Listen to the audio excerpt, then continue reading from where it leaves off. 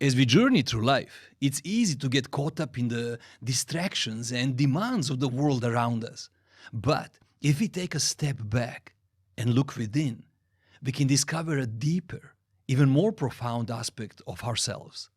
You see, at the core of our being is a vast, boundless field of consciousness, a source of wisdom and understanding that's always available to us.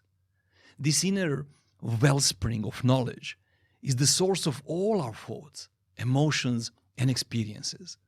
And as we tap into this source, we begin to see that our thoughts are not who we are, but rather fleeting mental events that arise and pass away.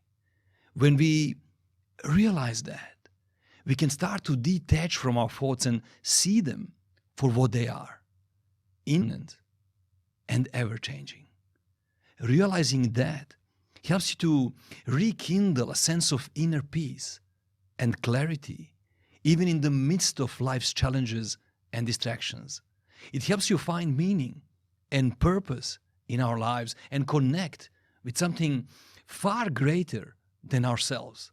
So let us take a moment to quiet the mind and turn inward and connect with our true nature and tap into the limitless potential that lives within all of us.